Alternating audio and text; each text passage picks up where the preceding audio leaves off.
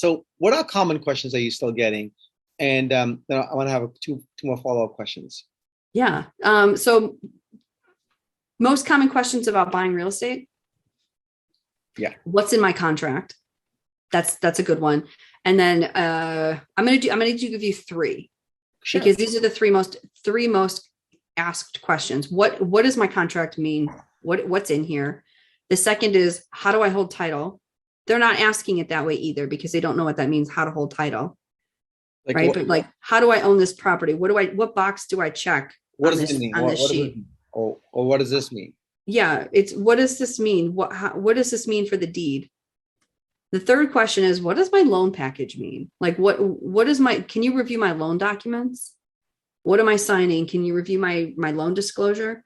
So those are the three big buckets of transactional real estate that I work with on the consumer side, which is answering, what is your contract? What does it mean for you?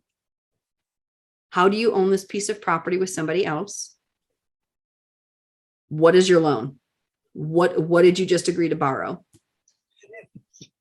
Yeah, a lot of people are not aware. So my two follow-up questions. One is like, what's a good referral source for you? Like, who are the people that are sending you referrals? Like, or who would you like to be getting referrals from? Maybe you change it a little bit different. Well, I mean, who would I like to be getting referrals from is real estate agents.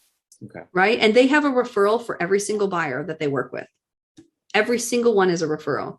And that's for one question and one question only. How do I own this piece of property with somebody else? Whether it's your spouse or whether it's somebody else. What box do I need to check? Yeah. That's it. Everybody else, other attorneys. And I think that's probably the same for you. And I think for most other attorneys is that other attorneys are our best referral sources. Right. Family law and estate planning attorneys are generally the best for me, because they're dealing with part of the three D's in real estate: divorce, death, and dissolution. Right. They're handling two of those, divorce and death. And there's generally property transfers that come on with that. So whether they're private party or they just need help with dealing with the property, what do I do? How do I get access to the title? Stuff like that.